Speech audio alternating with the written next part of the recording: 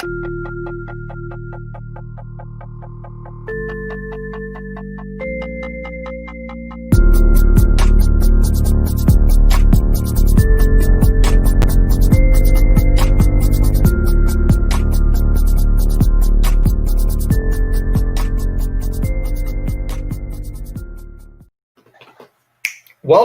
to a very special episode of the Comic Book Strategic Investment Podcast. I am your CBSI Weekend Update correspondent, Nico, and today it is an honor and a privilege to introduce you to my friend, none other than Dollar Ben. For those who are unfamiliar, I hope that you will sit back, listen, and enjoy. There is no one that I trust more about Wednesday comics than this man. It is a struggle that I gave up a long time ago. I wasn't good at it. I was frustrated by it, and seeing someone do it so elegantly really is something that I admire. Before we get into all of that, can you tell those that have joined us live a little bit about how you got into comics?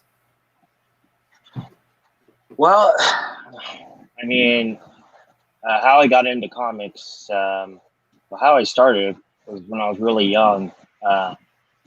My aunt, who was my dad's sister, she used to babysit me and my sister and take us to a store called Zodi's and Pick and Save.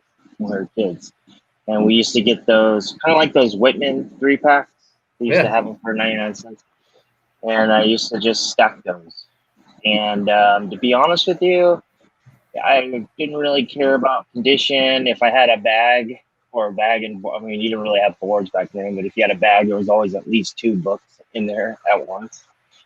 I was more of like a cards guy because I played a lot of sports and stuff, you know. And then once I got into college and I was into my 3rd year, I found out that I was having a son, and I had to cut cards.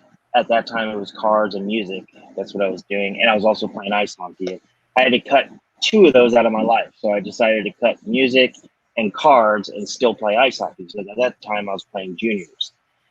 And I played juniors all the way through 21 years old. Hobbies were behind me at this point, and now I have to grow up, and I have to grow up a little too quick. I was working 3 jobs, trying to go to school, and you know, I had my fiance. I was living on my own with her, supporting her, and you know, it was tough. And then eventually, you know, me and her parted ways, but we raised a beautiful son. My son is 21. He goes to Chico State. He's a straight A student, plays sports, just phenomenal kid. And I moved on and got back into music, did the whole bachelor thing. And then when I got back into, I'd say, my early 30s, maybe like I'm 33, I'm 43 now. So say 10 to 12 years ago, I started getting back into cards. That was the first thing. But even though I knew so much about sports, music kind of like, I mean, it wasn't music itself. It was hanging out with musicians and them talking about comics all the time. Because, you know, I played, and we talked about this I played in a few bands. I signed, and nothing big, just small labels or whatever. I went on a bunch of tours, and all these dudes talked about was comics. So I was like intrigued by that. And I was like, shit, I got a shitload of comics at my house, in my dad's house. So, you know, I'm going to start looking into them. I can't draw everything that. What year is this? So I'd say between 2011 to 2010, 2011-ish to 2013. Okay. And by the time I hit 2013, I started really getting into keys and stuff like that. Not really into a lot of modern stuff. I'd say 2014, I became a Wednesday warrior, quote unquote. And it kind of like bridged that little divide between me and my former bandmates, the few that were into comics or whatever. And then eventually, you know, they grew up, did their own thing. And when 2015, at this point, I have long boxes, I have short boxes, I have character boxes, you know, I have alphabetical order, I have dividers, and I'm don't have room in any of, like, in my closet, in my room. So I have to get rid of some of these. And mind you, I'm broke. You know, I was working, I was doing mortgage, and I was paying child support and, you know, paying my bills, stuff like that. But case in point is, you know, I knew that I had to do something with these books because first I needed room. Second, I needed a little extra scratch. And third, I wanted better books. So what I did was I started selling books. I'd say like in the middle of 2015, I started selling books. Now, I wasn't like, I wouldn't say I was a seller or a speculator at that point yet, but to sell consistently, you kind of have to be ahead of the game. So I slowly started learning about speculation, but it wasn't like the speculation that I'm used to doing now. It was more like the Marvel stuff, Marvel Studios at that time, you know, DCU, I think it was at that time, rather than DCU, you know, so on and so forth, Sony, and listening to insiders or what have you. I honestly really didn't even know anything about the YouTube community. I wasn't on IG. I didn't get on IG until, shoot. I mean, I had a private profile in 2016, 17, but I didn't get on IG with comics and stuff until like the end of last year. And yeah, that's that. But when it came to speculation and investment, I'd say probably at the beginning of 2017, I really started getting into like modern spec. Did that for about a year, started getting really heavy, got into about the middle of 2018. I started looking into spec, beginning of 2018, I'd say, right when Venom 1 through 4 came out. Started looking into spec groups because I wanted to learn more about Wednesday. Not FOC, just Wednesday. Okay, I wanted to learn how to get ahead of these. I wanted to learn, why is that guy coming to my shop and pulling 10 Venom, 15 Venom 3s that I 1 in 25, and he's, you know what I'm saying? Like, why? I mean, and there's still a stack on the shelves. Like, I didn't understand about pre-ordering, subscription, and stuff like that. So, long story boring, I found a few groups, and then into 2019, I got into a group that we know of, and the moderator of that group, who I unfortunately don't talk with anymore, taught me a lot about FOC spec and modern spec. It opened a whole new world to me. I mean, literally, honestly, it was like I was, at one point, I honestly thought I was, I mean, I thought I was stupid. I was like, dude, this is something I've never even heard before, this whole FOC thing. And I wouldn't say he took me under the wing, but I'd say he gave me his undivided attention, in which I respect him for that, and I appreciate that. And I learned his methods, and today it turned me into something that is really paying off today. And, you know, that's where I'm at now, and I just really focus on pre-ordering and FOC spec. Nice. And that's, you know. Yeah, I gave up. Like, I gave up on FOC a long time ago. I remember when I could order ratio variants from Discount Comic Book Service, who's now, you know, one of the two distributors that are pushing out, DC Comics now, right? Who'd have guessed? And you could buy ratio variants at half ratio. I remember, you know, when Saga 1 was a no-brainer, picking up like a short box of them, and I thought those days were over. And fast forward to the COVID-19 comic book market, and things have just exploded. It's crazy. Yeah, can you talk a little bit about what the heck's going on with the modern market? I mean, I really can't put it in a nutshell, in a footnote version.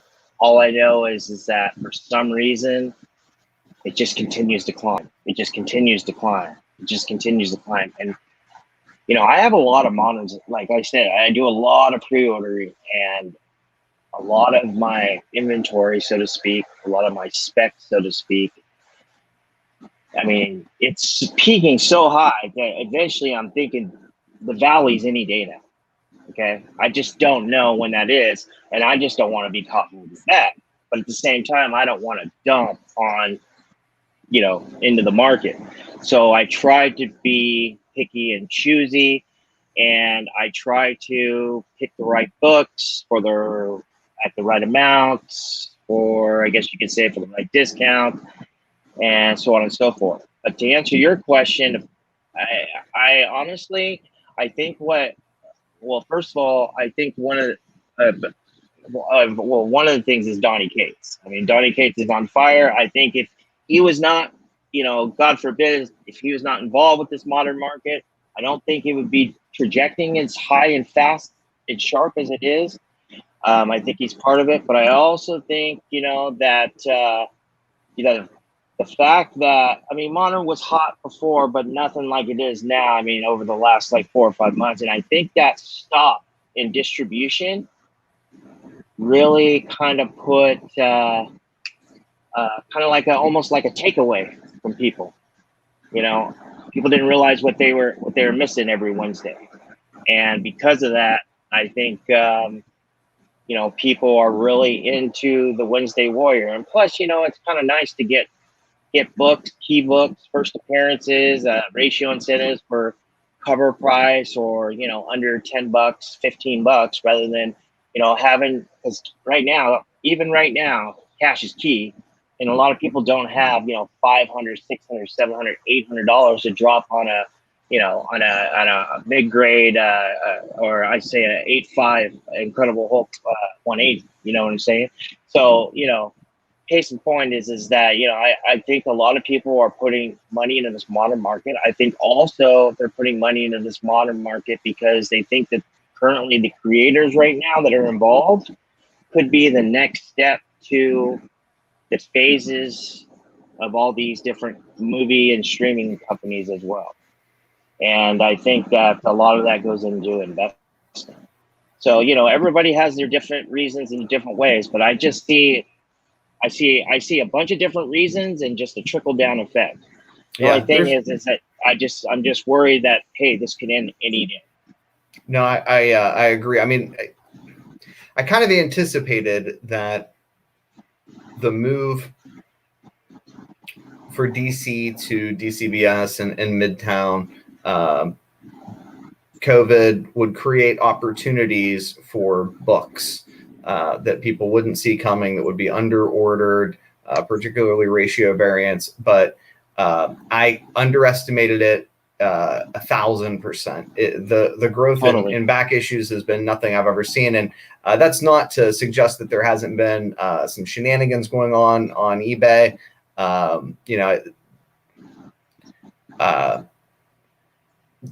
I'd have to know the specific facts, but I know that the United States attorney for every single state of the United States still prosecutes people for mail fraud.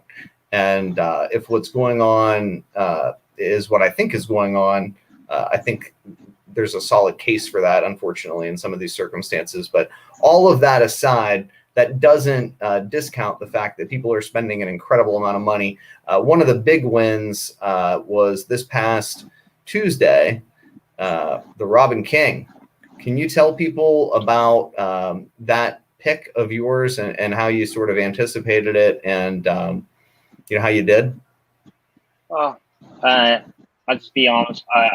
Bottom line, it was more of a team effort. I heard people in the community say, I also saw on an app that both of us, use, and we appreciate the creator of that app, and credit that went to a respectable person in the community who's in the YouTube content building community for the first cover appearance. Now, I right after I saw that, I started following him on IG. Unfortunately, I don't sub to him right now on YouTube. I've been trying to get to that, but I've been so busy doing stuff, my personal stuff with my pops and stuff. So I'll eventually get to that. But one of his friends who who's also friends with myself, spoke. Me and him are pretty close, and he basically said that, you know, this is confirmed, and I didn't believe it because I thought it was Death Metal 3. And he's like, no, well, you know, the rumor is it even could be a first full appearance. And when I first heard it, I was like, no, there's no way. But then I checked this. It was in front of me the whole time. I checked the FOC and I saw that, well, first thing I checked was eBay. I checked eBay sellers and I saw the Federici cover with the Robin King with that stick crown of thorns, great cover, like an open order cover. And they were pumping first full appearance. So, you know, that just, you know, subconsciously goes something in your mind. So I double checked that. I checked the FOC schedule, and then I checked the release schedule. And I saw that even though Death Metal 3 was an FOC before Legends, the release was a week after. I looked, did some research, saw that the Robin King in Legends is going to be more of like an origin story. And how many times have you had an origin story you didn't have a full display, right? So that clicked. So I got with my friends or what have you. I spoke with my buddy that his name is Seth, and I said, you know, I honestly think this is going to be a full appearance. And I explained to him that, and he saw it, and I said, look, FOC for Death Metal was this day. It's a week prior. eBay sellers are saying this. So obviously 95 to 98% of the people are going this way. My deal is this: if this is going to be an origin story, we're going to see a full appearance more than likely. This book is releasing a week early. This is going to be a full appearance. So I just put my money where my mouth was. My mouth is, and I just laid it all down, and it just happened. No way, shape, or form. I didn't peg the first cover appearance. I was given that information. Like I said, I thought it was Death Metal 3. I wasn't even really looking into that book at that point until I was. And that was on, I think it was on July 9th. And it was days before FOC for Legends. And I invested in these ratio incentives, cover A's galore, a ton of cover A's.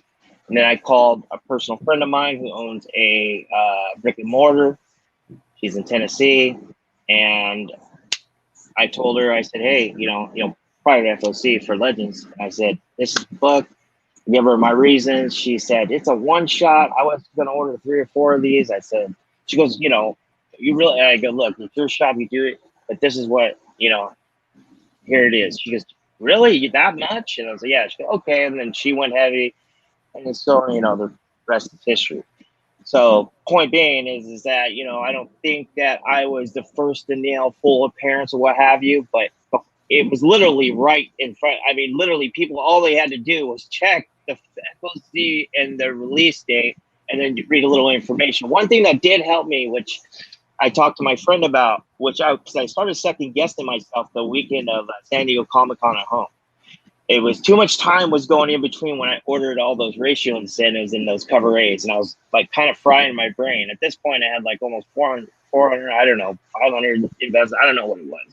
So my brain's frying, and I'm looking all over.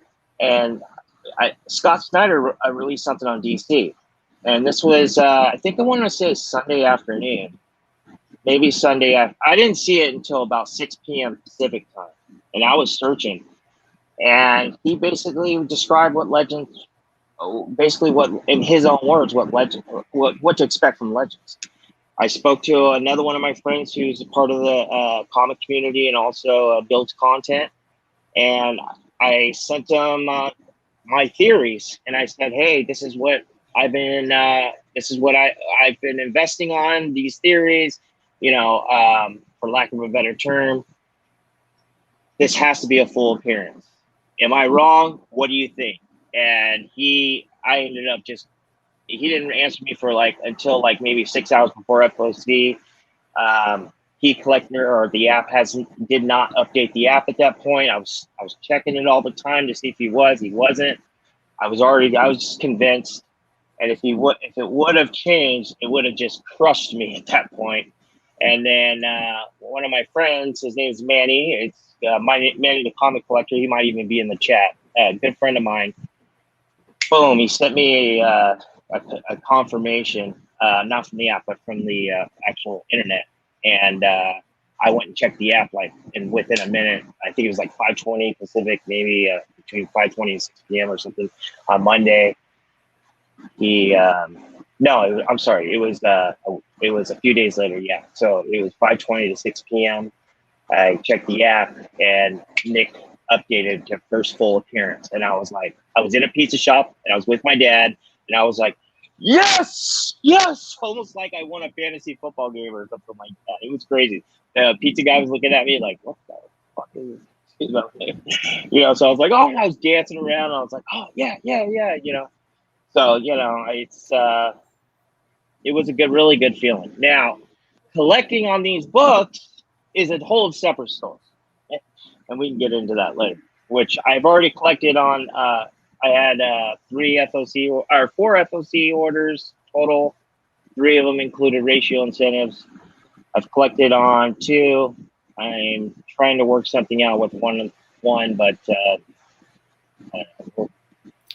we've talked about our respective bad luck with cancellations, but that's okay. Allocations, cancellations. I can't buy anything from eBay without it getting canceled. It drives me nuts, but that's neither here nor there. You were kind enough to bring some books and some picks for us today. Yeah, just some stuff I posted on my IG. Most people have seen it. In my opinion, I think they're either not underpriced, but more like something that is really affordable that people could have fun with and also make possibly a little bit of money with. All right, so Dino, let's see what he's got. Okay, so this was a little bit of deep dive, a little bit of research. I've been reading and collecting this Venom Dark Origin run. I had these books for a while. Not the newsstand on the left. I did not have the one on the right. I just had 1 through 3. I was doing some research on Clintar and on Null and the Void and Negative Space and All Black Necrosword and what have you. And I came across this book through a reference. I think it was on a wiki page actually. And basically, it had nothing really to do with this book, but it had something to do with a link that had something to do with a fan theory. Basically, this fan was talking to Donny Cates in 2000, I want to say 19, maybe 18, and he was asking about this book and Venom 4. Which, as you know, Venom 4 is literally freaking on fire right now. The 3rd print cover. I mean, Manny sent me a couple pictures of a few listings of like $350 and some confirmed sales of between $285 and $315, which is ridiculous. But long story short, I thought it was real interesting because at the time I found this a month and a half ago, 4 was always a good book. It was just that, it just never had the emphasis it does right now, especially with the momentum, so to speak, especially with the 2nd and 3rd prints. And what I found in this book, which I've read, or I hadn't read yet, I found with this book there was a little bit of tie with Venom 4. So I went to eBay and I checked out listings, and there was like 3 of these on there, $10, $12, and then there was this one right here on the left, that newsstand one for $18. Of course, the newsstand popped out, right? And the print run on this book is around like $25K. I think that's basically the estimated orders. Direct market distribution to North America from Comic-Con. Correct. And For those who are fucking profoundly offended by the term print run, I'm sorry. Yeah, there's a lot of that. People get touchy. Well, I'm not one of those people. I know what you meant, but just so that we can all be on the same page and not be accused of not being precise. When was this thing published? I believe in 2008. Okay. And late enough that a newsstand matters. I gotcha. Yeah, exactly. And like I said, about or around 25K, who knows? But the point being is that it linked to Venom 4, and Venom 4 was on fire. So I went ahead and I said, hey, I want to read this book. Let's check it out. So I grabbed this book and I read it, and I found out there was a little creature in there, a little rodent that had a symbiote attached to it. And he's got like a little origin story of what's happening to him or what have you. And then he reappears in Venom 4.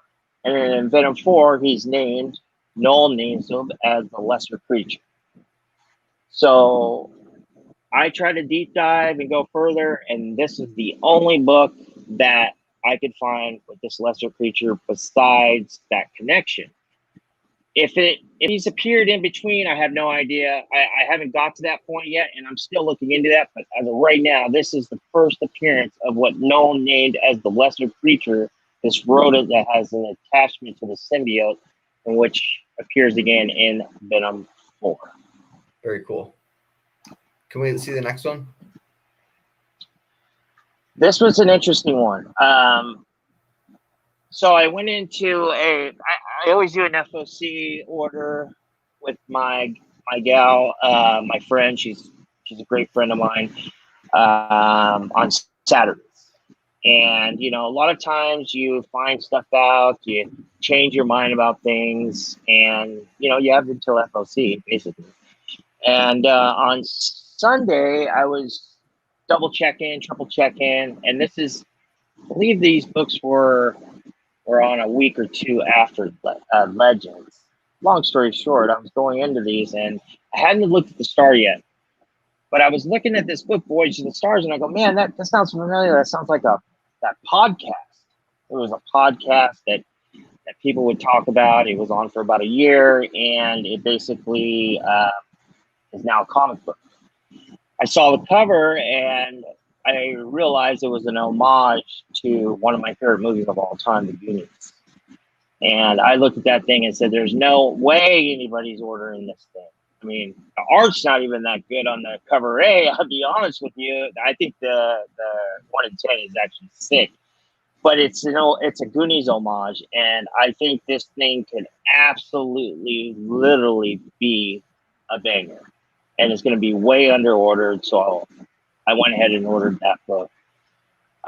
Star 4. Well, hold on. Can we talk about the Voyage to the Stars? Yeah, no problem. When is it released? It is released on the 19th. Nice. Okay, and it's published by who? IDW Publishing. And there's also a cover B. But these are the two that I like because it's the Goonies homage. I really like the 1 in 10 because it's kind of like a sketch, but it's got that like pink and really cool. I really dig it. Gotcha. Okay, sorry, not to cut you or not to force you to backtrack, but Star. Yeah, so Star kind of gives me these. When I was speaking to you earlier, when I was giving you the origin of the spec group I used to belong to. Star's first appearance was one of the books that the moderator that I told you taught me a lot about what I do today. It was one of the books that I pre-ordered and went heavy on. It was one of the first books that I pre-ordered and went heavy on and scored big on the 1 in 25. So when I found out that the series could have been canceled, or I think at first it was canceled and it turned to postponed or what have you, I don't know. There's all these different rumors and what have you. But when I heard it was back, on the go, I got pretty excited about it. And I called the person I do business with the most, and she's like, yeah, I have a few Star people, but I don't order more than 3. There's no way I'm gonna order 25 of those. So I I really like the cover. You know, it's a Jim Bartel cover, and it's beautiful. It's absolutely gorgeous. I mean, as soon as I looked at it, it's number 4. As soon as I looked at it, just poof, it popped out to me. I was like, holy crap. So I spoke to her, and it didn't sound like she was going to get anything close. I didn't know if I wanted to order, 22 copies or what have you. She said she'd meet in the middle, and she'd do 10, I'd do 15. I didn't know if I wanted to do that. And then I found a couple sellers that actually had some good deals, and then they had some good reviews. So I ordered 3 of these at a really good price. And I'm really excited about it. Yeah. Yeah, that's a gorgeous cover. Yeah. Posted on my IG about that. I wanted everybody to know after FOC, hey, call your shop if they're ordering Star, especially if it's a brick and mortar that has different locations. They order a lot. This could be. I think it's got potential. Yeah, Jim Bartel for the win. What else we got? Do you know? Okay, so this one is one that is kind of near and dear to my heart. An old friend of mine and I were really into this store. God of Thunder run, Jason Aaron Riddick run, and I was talking to Mel on Mel's show on It's Drunken Chat, and Lucas as well. I think Ultra Maximus was actually in the conversation as well. And I was saying, we were talking about Venom 4 again, and I said, this Venom 4. The fact that it's an origin of Null, it's not a first appearance. It's not a, it's a second. I guess it's the second full appearance, but it's not really like a huge key sought after. I was telling him, I was like, that Venom 4, what's happening there could be setting a precedent for modern villains and superheroes for origin stories to come back. Me and you talked about this over the phone. A man could dream. I hope you're right. What is happening right now? Of course, Print Run has a lot to do with it. Kate's has a lot to do with it. But hey, look, this guy right here, Gore the God Butcher, this is his origin story. This is the 1 in 50 Guerrero. Okay? This is a beautiful cover. It is an absolute beautiful cover. And last year, Midtown had one of their 40, 50% off sales. So I was just going down my list of moderns because it's mainly what they have, and I don't even put the issue number. I just put the title in there and see what comes up. Boom, this thing came up, and there was a lot of them. And they were $17 near mint at 40% off. Wow. Dude, they would only let me buy 3 at a time, and then eventually I sold them out, and then I got to the VFs.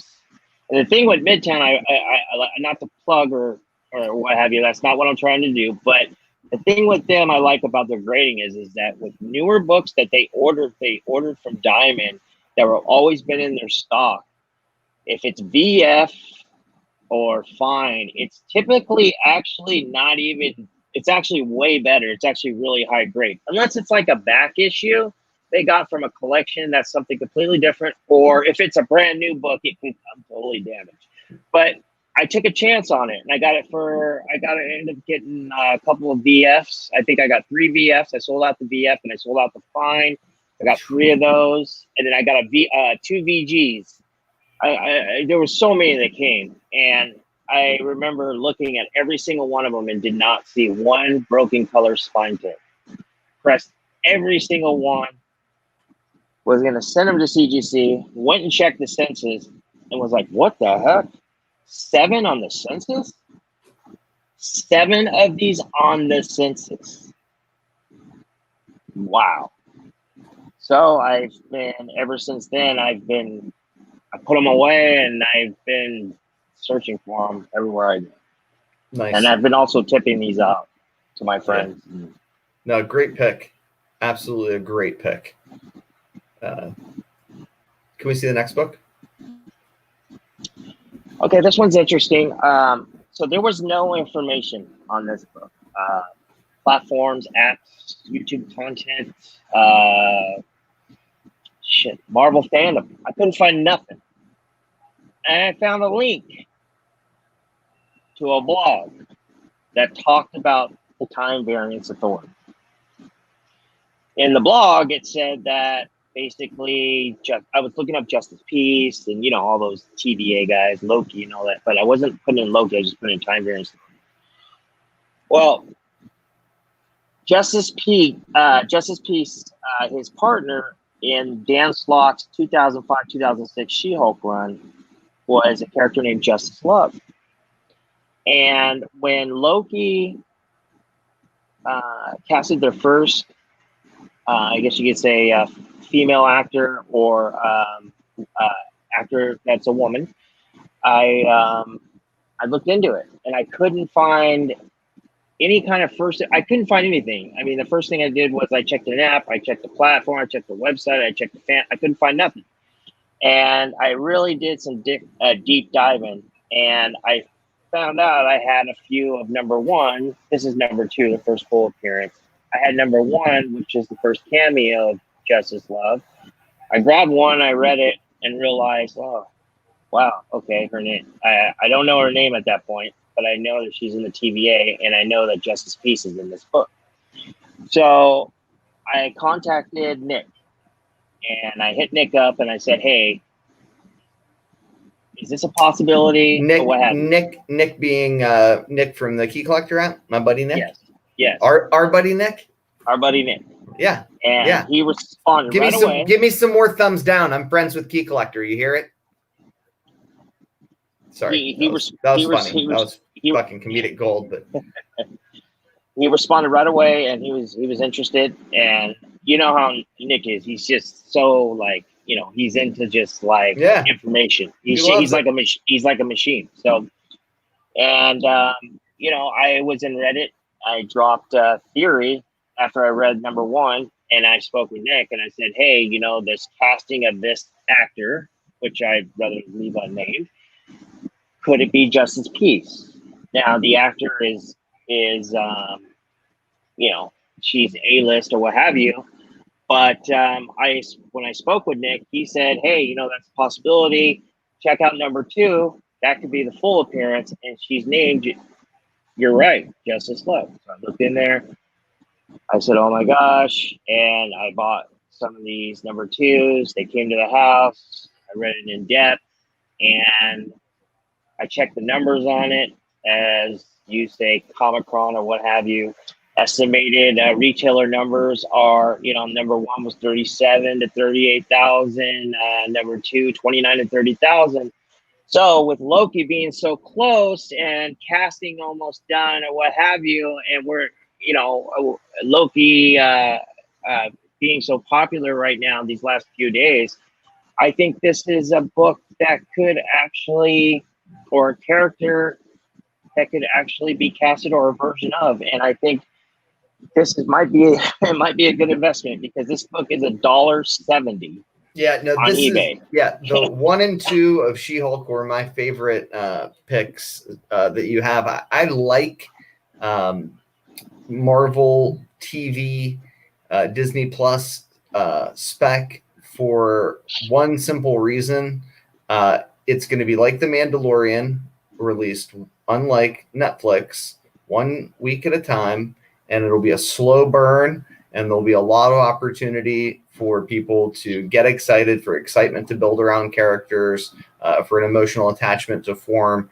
And I think there's going to be some breakout stars, and we'll see whether or not I'm right. But with such a small investment, I think these are both great books. And then obviously the Thor books that have the Justice Peace and Time Variance Authority, the pink one and the Judge Dredd looking one. Anyway, we got more slides. That's number one, and that is, and another thing I wanted to bring up. Please. The point I wanted to bring up with this is, it's just interesting to me. There's Justice Love right there. She just basically looks like Justice Peace, like a female version, right? And I think it's interesting that her first appearance is involved in a She-Hulk book. She-Hulk is just literally, the Kindle is just lighting. She's about to just explode. I mean, you have Mortal She-Hulk that's coming. You have a She-Hulk series that's coming. And, Dan Slott, he's he's hit or miss in my opinion. I respect him. I give the most respect. But when he has his own little corner of the market, or you could say the of Marvel, he does really well. This is actually a really well written run right here. And I mean, besides the point, I think it's interesting with She-Hulk coming to Disney Plus, Loki coming to Disney Plus, her being Justice Peace's partner in this run. I think this is a very interesting spec. Yeah, no, it's a smart book. Clearly, the table is set for Owen Wilson and whomever plays this character to be a thread woven throughout Loki and She-Hulk on Disney Plus. I think that's a big deal. That means they're going to appear as mainstay characters over the course of years. It just makes sense to stack these books, particularly when you can pull them out of dollar bins. Literally. Dollar bin. Can we see the next slide? Okay, this is a fun one. So another book, another topic that we touched on Mel's show. It's Drunken Chat. So the reason why I brought these books up is that, as you know, Miles Mania is. It was like a couple months ago, and it was literally the craziest thing we've seen in modern comics, probably history. And these were a part of that. I mean, they weren't Ultimate Fallout 4, but this was a part of it. And this was your, as everybody knows, this is your first appearance of SpiderMan #2, the second volume. #1 is the first appearance of Evil Miles, which is Earth 616 Miles, which, if you don't read comic books, is not a clone. Okay, that's going to be down the line. This is him, and this is #3. This is his first cover appearance. At this point, he's just like some dude in prison, and he's just like kind of trying to go on with his life. He's actually not even really that evil. So my point is this book, the cover A, not this one on the left. I just brought this just so people could put a picture to a name if they don't read comics. But this book and all of its variants, including the Aspen Michael Turner variants, the ratio incentives, especially the Tedesco 1 in 50, and then that went into the Marquez 1 in 25, into the 1 in 10, so on and so forth. Literally went nuts for a while. I mean, not Ultimate Fallout 4 nuts, but it went, modern 2017 nuts, and it was fun.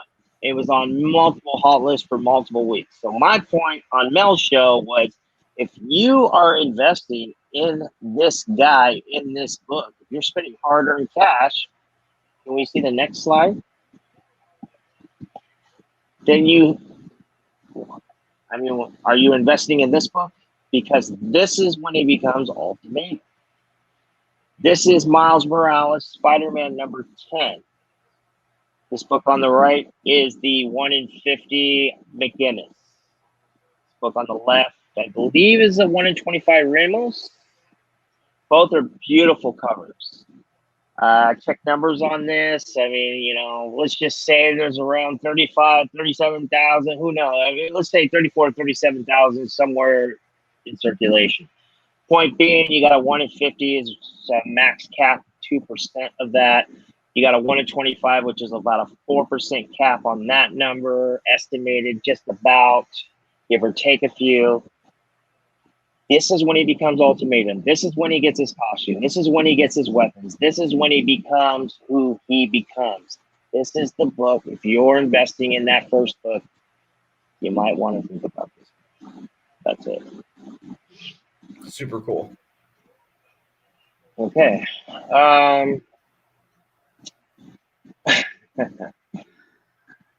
Well, this one is going on FOC next week. So, and I did want to talk about it.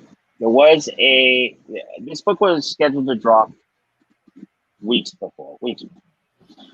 And I guess somebody didn't get the email or the memo in the digital department, and Marvel released the digital by accident. supposedly. So all of us quick clickers and device techies or what have you, we got to read the spoilers. And if you don't like spoilers, you probably shouldn't be watching the show and listening to this at all. But if you don't like it, please turn this off or plug your ears. 2, 1. Basically, what happens, to put it in a nutshell, is Null takes what creates race powers, which is called Exelon. I won't go into the dialogue, but he basically takes it from him. This is your first appearance on the right of Exelon. This is Annihilation Conquest Wraith number 2. Now, this book has already hit alerts. It's already been updated. It's been talked about. It's been spun around, what have you, left, right, and all the other. But the thing is that why do I keep finding these things at the online retailer level and in dollar bins for between $5 to $16 in very high grade? The reason why is because number one is a banger book. It's at this point it's almost like a modern grail. I mean, it's like $100 to $120 book. But I was talking to a friend of mine. His name's Carter Lee. He watches Mel's show and a few other Seth against him. He watches Seth's show, Justice for Comics. Seth, my good friend, and basically he brought up a good point. He said, is the spec on number 1 dead after the leaks? And he brought up a good point, and I said, could be not. Fact is Wraith is still in the game. I mean, he's going to be in the King of Black. He's going to be a player. Noel took the Exelon from his body. He is now powerless at this point. So more likely he's going to try to get that power back. So when this thing drops, people are going to read this and go, people that didn't read the spoilers, what have you, and go, what the hell, this Exelon plays a part. And for people that don't know, Exelon is just basically parasites from Noel's body. Some people call it trash, some people call it bacteria, what have you. But Noel's so powerful, these parasites, is symbiote trash. It's almost like, to put it in layman's terms, or a better term, it's like a shit. And it powers beings like Wraith. And that's how powerful Noel is. And Noel, when he took it back, he left Wraith powerless, in which that brings us to, your spec, the God of Light and all that other good stuff. But point being is these things are dirt cheap right now. And I think that we could actually see these climb, because I think readers and collectors, once they read this book, this is the 1 in 50, by the way. Once they read this book, either cover A or what have you, they're going to wonder about Exelon. And I think it's going to bring them, especially newer collectors, it's going to bring them back to this book. And I see this book spiking right now. Yeah, for the record, my level of sarcasm is apparently so dry that nobody seems to get it. I mean, that article that I dropped today on the website was basically like, boy, wouldn't it be cool if it had something to do with this, but I tragically fear that it's going to have something to do with this nonsense over here, or right. But we can all hope for higher virtues. Nevertheless, it's a super cool book. I find Wraiths in bins all the time. I'm not especially skilled. I only get to pick maybe once a weekend or something. They're out there, they're cheap, and the 2s are moving in price. They have. I'll be shocked if there isn't extra pages, or at least an extra page or 2 in the Web of Venom Wraith book. I'll be shocked if they don't do that. I think just to drop it in paper form after people have already had the hell, it could be 64 pages or something for all we know. But maybe I have a little too much faith in Marvel Comics. We'll see. Is that the last one? Oh no, boy, there's more. There's more. Watch out, there's more.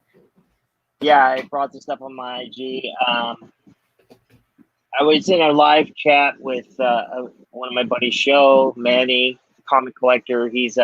I'm a big Turtles fan. He's a big Turtles fan. We talk Turtles, and Same. yeah. And he brought up the fact that number 92 is the first cover appearance where you actually see Jenica's face before she's a turtle, which I was stoked on, and I didn't realize I grabbed a couple. But I started looking into it, and I said, wow, you know what? It's kind of funny because, 51, because of the whole Jenica craze we had around, last year, June, July, 4th of July week in 2019, how nuts it was over Jenica becoming a turtle. It's crazy to me that how 51, especially with the new collectors that are driving the market right now that are so into characters on a cover. I mean, they're just so into it. And especially TMNT 2011 ongoing. It's an epic series. This is the first time Jenica's on a cover. And it just never clicked with me. It just never clicked.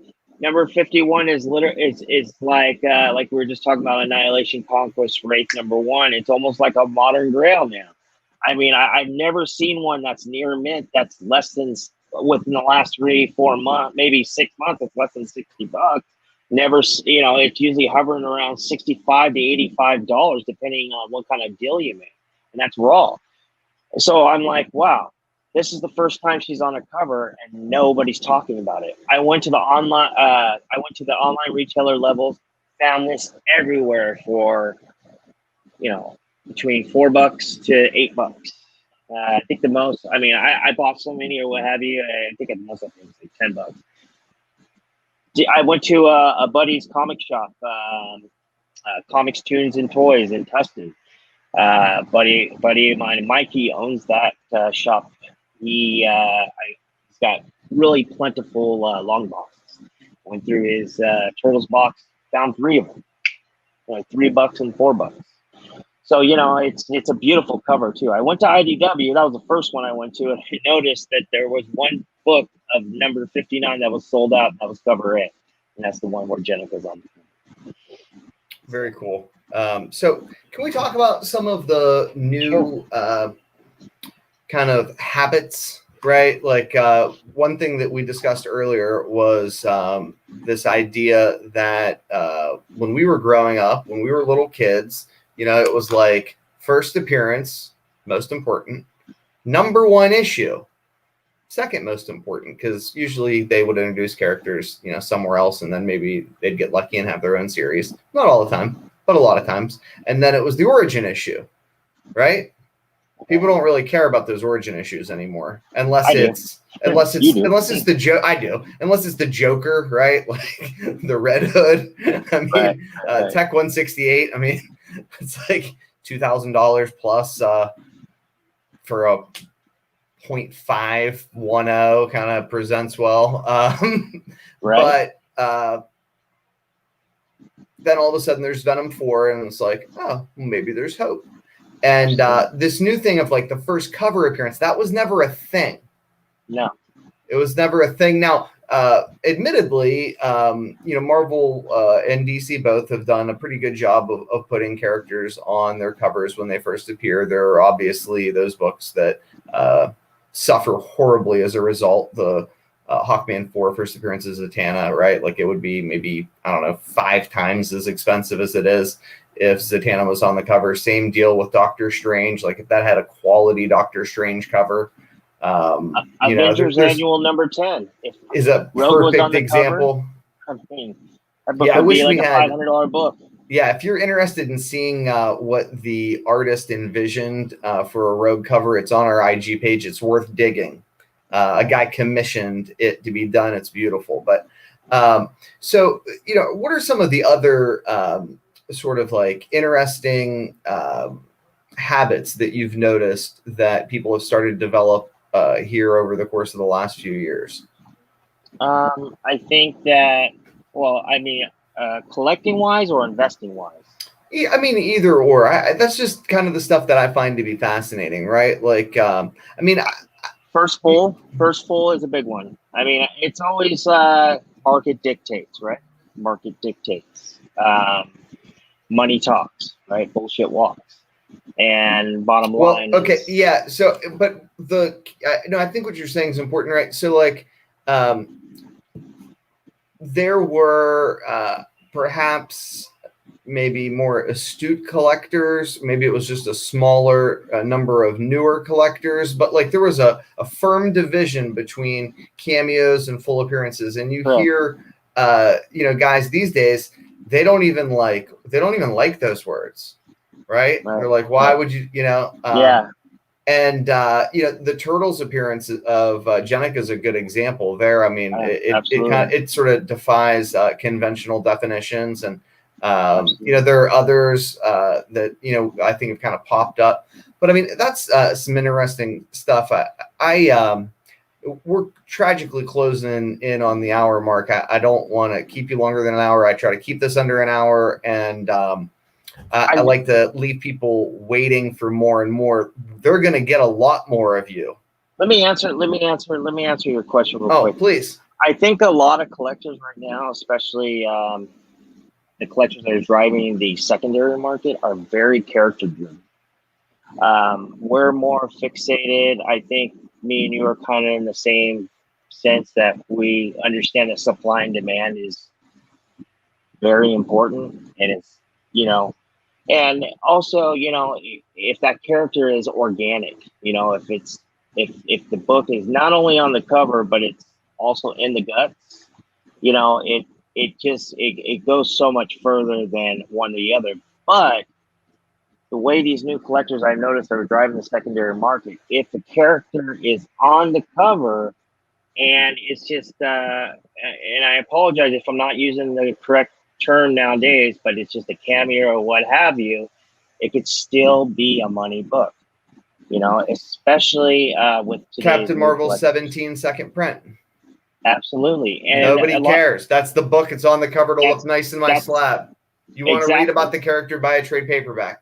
Exactly. And I've that's one of my all-time modern girls. I totally whiffed on that book. I wasn't even involved like I am now. I wish I was at that point. But yeah, I mean, I just think right now, I think a lot of collectors that are driving the market are so character driven. And I think that's where it's at. And if it's in the guts and on the cover, then it's going to, depending on where that character's go. Very cool. So as I was saying, we're going to see a lot more of you. You have kindly agreed to generate some content for the Modern Playbook. You'll be working alongside my dear friend, Gary Nusser, the Comic Perspective, Sleepy John. Awesome. Yeah. Ben from Go Collect, who's a stud, Mercenaut, Matt DeVoe. Wow. Half Price Crook. The list kind of goes on. I won't beat a dead horse, but the point is we are so happy that you're going to contribute. And while people are patiently waiting for your forthcoming YouTube videos, I believe Mercenauts just dropped yesterday. Yeah, I saw it. It was actually really good. Where can they find you? You can find me on, well, first and foremost, you can find me on IG because I'm going to be building content through stories on there and also IG videos. $_bin, BIN _ I'm also going to be building vlog video content on YouTube as well. Yeah. And we are both regular guests on our buddy Mel V's It's Drunken Chat, son. It's Drunken Chat, son. Neither you or I are ever drunk, but it's still the title of Mel's podcast. I was drunk one time. Okay. One time I was drunk in you got me rare beat. Form and just. Yeah, you got me beat. I won't be like that for like I said, another 7 years. I appreciate it. Thank you. Really happy that you were kind enough to join us. It is so good to be your friend. Hey, thank you. I appreciate it. Check out $bin on IG and the forthcoming Modern Playbook. Dino, will you take us out of here? Thanks.